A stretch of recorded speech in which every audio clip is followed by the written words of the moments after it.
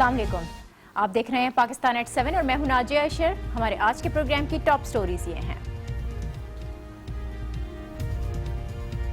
हाफिज सईद के खिलाफ कार्रवाई, अमेरिका भारत का दबाव या रियासत का अपना फैसला है? सूरत हाल चैलेंजिंग है। इंतहा पसंद तंजीमों के खिलाफ कार्रवाई जरूर करें लेकिन अपनी मर्जी से। और हसास नौयत के इश्यूज में एहतियात करें, चीफ जस्टिस की मीडिया को तंबीह। क्या वाकई सहाफत गैर जिम्मेदार हो गई है? आज के प्रोग्राम में इस पर भी बात होगी।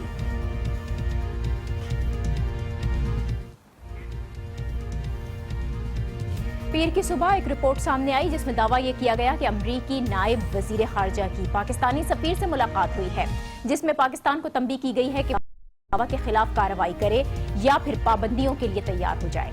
ये रिपोर्ट पीर की सुबह शाया हुई और उसी रोज शाम को जमातुल दावा के खिलाफ कार्रवाई भी नजर आने लगी।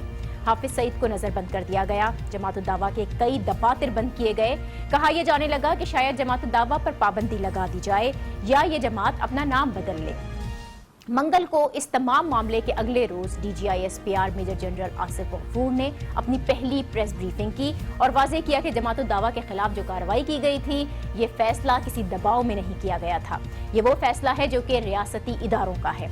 और आज वजारत दाखिला का बयान भी सामने आया। निहायत वाज़ेह अल्फाज में ये कहा गया है कि हाफिज सईद से मुताल्लिक जो इक़दाम है उसका भारत से कोई ताल्लुक नहीं है। जमातुल दावा से मुताल्लिक इक़दाम अक़वाम मुत्तहिदा की करारदाद पर उठाए गए हैं। अब ये दोनों ही बयानात ऑफिशियल हैं, लेकिन इस बयान के बावजूद अखबारात, सोशल मीडिया, हर जगह देखा जाए तो तासुर यही मिल रहा है कि जमातुल दावा के खिलाफ जो कार्रवाई है वो अमरीकी दबाव पर की गई है। अगर वाकई ऐसा है तो हमें ये बात जहन में रखनी चाहिए कि ये दबाव सिर्फ हाफिज सईद तक महदूद रहने वाला नहीं है, क्योंकि ट्रंप की अमरीकी सदारत संभालने के बाद से अब तक भारत की जानिब जो झुकाव है वो बहुत वाज़ेह नजर आता है। वो मोदी को दौरे अमरीका की दावत भी दे चुके हैं। भारत से तिजारती रवाबित बढ़ाने पर भी जोर दिया जा रहा है और ये बात भी किसी से ढकी छुपी नहीं है कि जमातुल दावा के खिलाफ कार्रवाई भारत का ही देरीना मुतालबा रहा है।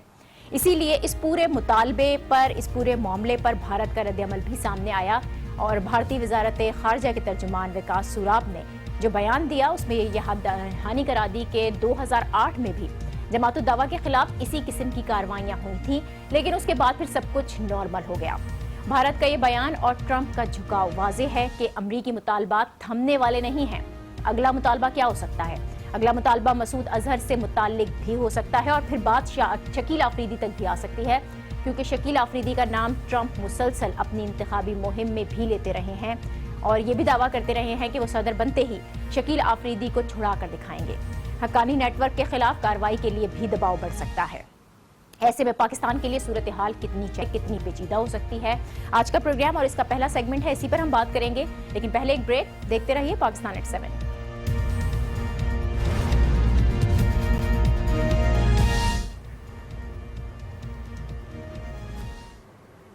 Welcome back. हाफिज सईद के खिलाफ कार्रवाई हुकूमत का अपना फैसला था या ये सब कुछ बैरूनी दबाव पर हुआ? इसी पर हम बात करेंगे। हमें साबिक वज़ीर खारजा और PTI के रहनुमा शाह महमूद कुरैशी साहब ने ज्वाइन किया है। बहुत शुक्रिया शाह साहब आपका। हुकूमत और फौज की जानिब अगर हम देखें तो बहुत वजाहत के साथ ये बताया जा चुका है कि हाफिज सईद की जो नज़रबंदी का फैसला है वो रियासती इदारों का है, लेकिन उसके बावजूद हम देख रहे हैं कि एक तासुर यही बन रहा है कि ये जो कार्रवाई है अमरीकी दबाव पर हुई है।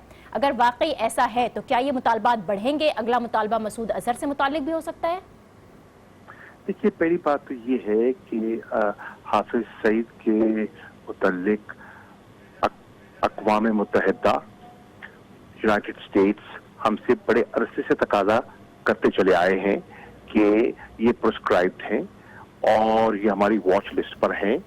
इनकी इंटरनेशनल ट्रैवल पे पाबंदी लगाई जाए, इनके चंदे इकट्ठा करने पर पाबंदी लगाई जाए, लेकिन हुकूमत सुनती थी लेकिन उस पर अमल पैरा नहीं हुई।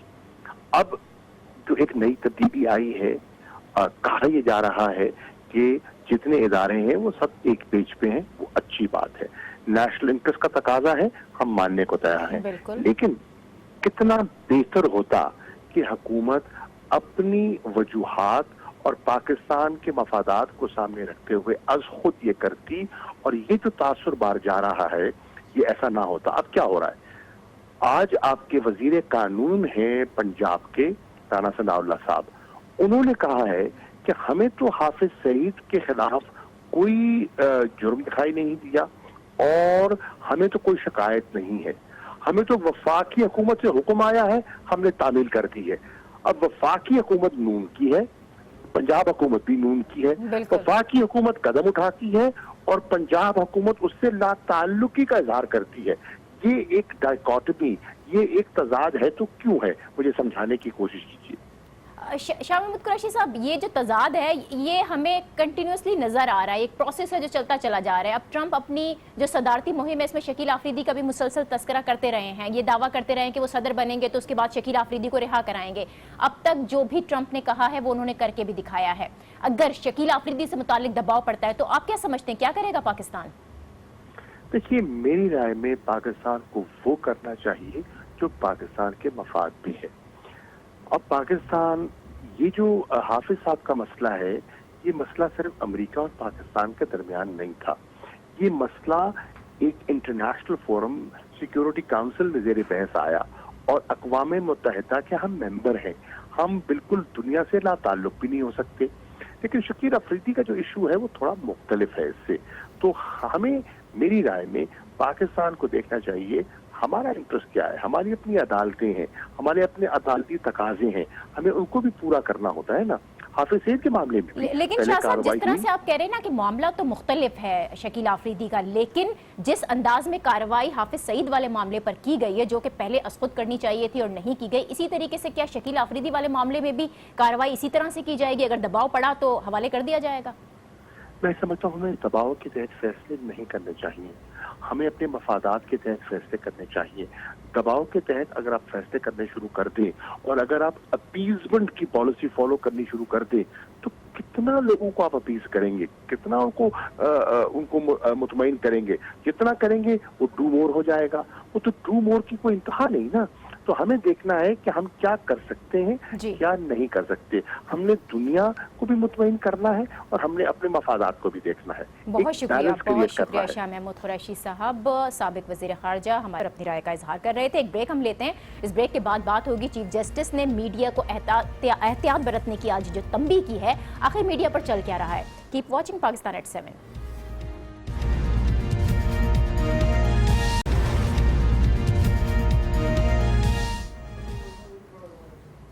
Welcome back. حساس نوعیت کے معاملات میں رپورٹنگ پر احتیاط برتی جائے, گمراہی پھیلانے والے باز آ جائیں اور ایسا نہ ہو کہ مذاکرے روکنے کا حکم جاری کرنا پڑ جائے. آج ہی چیف جسٹس ثاقب نثار نے میڈیا کو تنبیہ کی ہے اور آج ہی ایک ایسی خبر بریک کی گئی جو صرف اور صرف مفروضے پر مبنی تھی. اس خبر کی حقیقت کچھ اور تھی لیکن اسے پیش کسی اور طریقے سے کیا گیا. کچھ چینلز نے ایک لیٹر کی بریکنگ دی جو فلائٹ کلیئرنس سے متعلق تھا اور اس لیٹر کی بنیاد پر دعویٰ کیا گیا کہ قطری خاندان نے پاناما کیس میں شریف خاندان کی مدد کے لیے جو خط لکھے ان کے بدلے حکومت پاکستان نے انہیں ایک گھوڑا گفٹ کیا ہے. اس لیٹر میں 19 جنوری کی تاریخ ڈالی ہوئی ہے اور C-130 طیارے کا بھی ذکر تھا جس کے ذریعے گھوڑا قطر بھیجا گیا. یہ خبر بریک ہوئی اور سوشل میڈیا پر بہت ہی ہنگامہ برپا بھی ہوا. لوگوں نے اس پہ تبصرے بھی کیے ہیں. کچھ ہی دیر میں یہ ٹاپ ٹرینڈز میں بھی شامل ہوا. لیکن یہ پوری خبر مفروضے پر مبنی تھی. لیٹر بالکل درست ہے لیکن اس گھوڑے کو قطر بھیجنے کی وجہ کیا تھی اور اصل کہانی کیا ہے, پروگرام میں آپ کو آگے چل کر ضرور بتائیں گے. لیکن اس تمام تر معاملے نے خاص طور پر چیف جسٹس کے جو آج کے ریمارکس ہیں ہمیں میڈیا کو یہ سوچنے پر مجبور کیا ہے کہ کیا واقعی ہم عوامی نوعیت کے جو حساس معاملات ہیں اس پر لاپرواہ ہیں, کیا واقعی میڈیا احتیاط نہیں برت رہا ہے اور کیا واقعی روزانہ شام مباحثوں کے نام پر مفروضوں پر باتیں ہوتی ہیں, ایک دوسرے پر کیچڑ اچھالی جاتی ہے اور کوئی تعمیری کام نہیں ہو رہا. ہر ایشو کے ساتھ ہم اینکرز اس کے ایکسپرٹ بن جاتے ہیں. جہاز کریش ہو تو ایوییشن کی تمام باتیں, میڈیکل پرابلم آ جائے تو ڈاکٹر سے بحث اور سپریم کورٹ میں کیس ہو تو قانونی ماہر. بات ایک بار پھر میڈیا کا جو ضابطہ اخلاق ہے وہاں پر آ کر رک جاتی ہے. یہ طے ہے کہ میڈیا کا ضابطہ اخلاق ہونا ضروری ہے, بالکل ہونا چاہیے, لیکن وہ وقت آ چکا ہے کہ جب ہم جرنلسٹ اس کا خواہ ہیں کہ مشترکہ ضابطہ اخلاق طے کیا جائے اور کس طرح سے طے کیا جائے. اس پر ہم بات کریں گے. سینئر صحافی عامر احمد خان صاحب نے ہمیں جوائن کیا ہے. بہت شکریہ عامر صاحب آپ کا.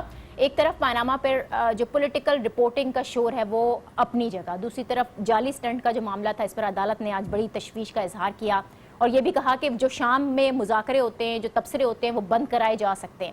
کیا واقعی شام میں ہونے والے ٹاک شوز اس قدر غیر ذمہ داری کا مظاہرہ کرتے ہیں؟ کیا واقعی جو ہمارے کرنٹ افیئرز اینکرز ہیں وہ صحافتی تقاضوں کا خیال نہیں رکھ رہے, گمراہی پھیلا رہے ہیں؟ نازیہ یہ دونوں باتیں جو ہیں یہ پارشلی درست ہیں. پارشلی اس لیے کہ ایسا تو نہیں ہے کہ سارے ٹاک شو اینکرز جو ہیں وہ غلط صحافت کر رہے ہیں یا معیار سے گری ہوئی صحافت کر رہے ہیں, اور ایسا بھی نہیں ہے کہ سبھی بالکل بہترین قسم کا کام کر رہے ہیں. میرا خیال ہے سپریم کورٹ کی سوچ صحیح ہے کہ ایک اہم کیس اگر عدالت میں چل رہا ہے تو اس پر جس قسم کی بحث پاکستان کے اندر ہو رہی ہے کیا وہ ایک مہذب معاشرے میں ہونی چاہیے یا نہیں ہے, لیکن اس کی ذمہ داری کا تعین کرنے کے لیے ان کی سمت کے ساتھ میں اگری نہیں کروں گا, کیونکہ ہر حال میں میڈیا کو وہ دکھانا ہوتا ہے جو کہ ملک کے اندر ہو رہا ہے. اب اگر ایک روز آپ دیکھتے ہیں کہ ایک تو مقدمہ عدالت کے اندر چل رہا ہوتا ہے اور ایک باہر چل رہا ہوتا ہے, اگر ملک کے سارے سیاستدان باہر آ کر ایک میلہ لگا لیتے ہیں روز کے حساب سے, تو یہ کیسے ممکن ہے میڈیا کو کہ اس کو نہ دکھائے؟ تو اگر اس معاملے کے اوپر کہیں کسی پر پابندی لگنی چاہیے تو میں سمجھتا ہوں کہ وہ سیاستدانوں پر لگنی چاہیے کہ وہ جتنی دیر یہ کیس چل رہا ہے اس پر سر عام جو ہے وہ تبصرہ نہ سیاستدانوں پر پابندی لگائی جانی چاہیے. آپ جس طرح سے یہ کہہ رہے ہیں روز عدالت کے باہر جو بیانات آتے ہیں, جس قسم کے سٹیٹمنٹس آتے ہیں, ایک دوسرے پر الزامات لگائے جاتے ہیں, یہ حساس نوعیت کے زمرے میں آئیں گے؟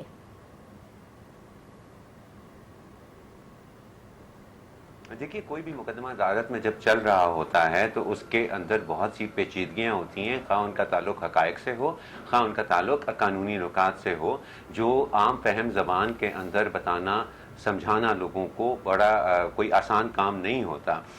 اور دوسری بات یہ ہے کہ جس ذہنیت سے فریقین جو اس کیس میں انوالوڈ ہوتے ہیں وہ اپنے مقدمے کی روزمرہ کی کارروائی کو دیکھتے ہیں, ضروری نہیں ہے کہ عدالت جو ہے وہ اسی نظریے سے اسی سوچ کے ساتھ اس کارروائی کو ایک مرتبہ پھر عامر صاحب ہم میڈیا کی طرف ہی جب واپس آتے ہیں, میڈیا بھی ظاہر ہے بہت حد تک ذمہ دار ہے. آج ہی کی مثال آپ لے لیں, قطر سے جو گھوڑا گفٹ کرنے والی جو خبر تھی, کچھ چینلز نے اس کی خبریں چلائیں, یہ شریف خاندان نے قطری خاندان کو پیناما سے متعلق جو خطوط لکھے گئے تھے اس کے بدلے میں تحفہ دیا. یہ سٹوری تھی کیا اور کس طرح سے اس کو غلط انداز میں پیش کیا گیا؟ انداز غلط تھا نا. اب ان کو پتہ چلا کہ ایک گھوڑا جو ہے وہ کسی قطری شاہی خاندان کو یا امیر قطر کو بھیجا گیا یہاں سے ایک تحفے کے طور پر, فوراً اس کا تانا بانا جو ہے وہ قطری شیخ کے شہزادے کے خط سے جوڑ دیا گیا. فوراً یہ سمجھ لیا گیا کہ جی ان کو شکریہ ادا کرنے کے لیے کیا جا رہا ہے. ہم نے جب اس کی تحقیق شروع کی تو پتہ چلا کہ یہ ریاست کے چند اعلیٰ عہدیدار ایسے ہوتے ہیں جس میں وزیر اعظم سمیت اور بھی کئی عہدیدار شامل ہوتے ہیں, اس میں فوجی سربراہ بھی شامل ہو سکتے ہیں. اور یہ تحفے تحائف کا تبادلہ جو ہے یہ ایک بڑی باقاعدہ سی چیز ہوتی ہے, صرف پاکستان میں نہیں ہوتی ہے, ساری دنیا کے اندر ہوتی ہے.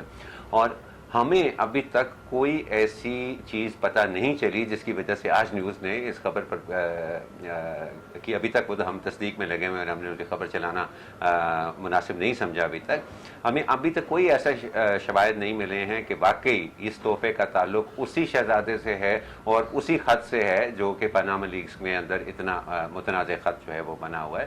تو یہ اس طرح کی غیر ذمہ داری بالکل نظر آتی ہے میڈیا. ٹھیک ہے, تو یہ معاملہ تو ضابطہ اخلاق پر آ کر رکے گا نا. مشترکہ ضابطہ اخلاق کے لیے برسوں کام کیا جاتا رہا, کوششیں ہوتی رہیں گی, لیکن کیوں اب تک ممکن نہیں ہو پا رہا کوئی ایک مشترکہ ضابطہ اخلاق ہو جو طے ہو جائے؟ اب یہ اس اسٹیج پر رکا ہوا ہے یا پروسیس ہے ایک جو مستقل چل رہا ہے؟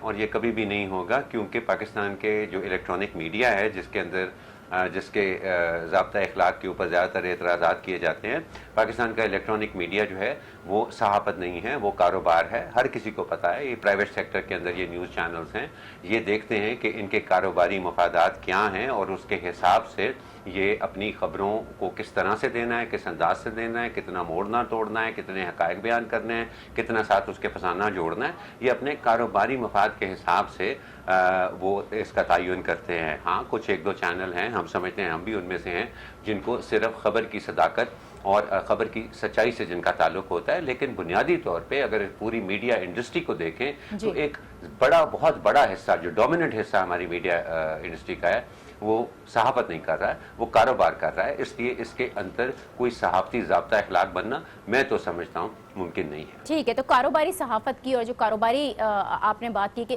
اس کے اوپر کب تک چل سکے گی صحافت, کیونکہ کورٹ کے جو آج کے ریمارکس ہے جس کی ہم بات کر رہے تھے انتہائی اہم ہے وہ کہ مفروضے بنائے جاتے ہیں, کہانیاں پیش کی جاتی ہیں, تو یہ تو مسئلہ ہوتا جائے گا مزید اور سنگین ہے. اس کو الٹیمیٹلی ناجیہ عوام کو اس کو نہ کہنا پڑے گا. یہ ایسا کوئی بات نہیں ہے جس کو پیمرا سنبھال سکے, یہ کوئی ایسی چیز نہیں ہے جس کو خواب وہ پاکستان کی سب سے بڑی عدالت ہو وہ سنبھال سکے. یہاں میں یہ کہنا ضروری سمجھتا ہوں کہ اگر عدالت کسی بھی بہانے انڈیا پر کوئی, چاہے وہ پاناما کیس ہو یا کوئی اور اس طرح کا کیس ہو, اس کی کوریج کے اوپر پابندی لگاتی ہے, تو عدالت کو یہ ذہن میں ضرور رکھنا ہوگا کہ کیا میڈیا وہ نہ دکھائے جو کہ روز بروز اس ملک کے اندر ہو رہا ہے, کیونکہ یہ میڈیا کی ایک ریڑھ کی ہڈی ہے. حقائق کو سامنے لانا اور جو ہو رہا ہے ریالٹی جو ہے اس کو ریفلیکٹ کرنا وہ میڈیا کا بنیادی کاروبار ہے. بہت شکریہ اس پر خان صاحب ہمارے ساتھ تھے. میڈیا جو کچھ دکھا رہا ہے وہی جو کچھ ہو رہا ہے اسی کا ایک عکس ہے, لیکن میڈیا کے لیے بھی ضابطہ اخلاق ضروری ہے, اور یہ ضابطہ اخلاق صحافیوں کو مل کر ہی ترتیب دینا ہوگا تاکہ صحافت کو ہم صحیح سمت لے جا سکیں. اسی کے ساتھ آج کے اس پروگرام سے دیجیے اجازت. کل آپ سے پھر ملاقات ہوگی. اللہ حافظ.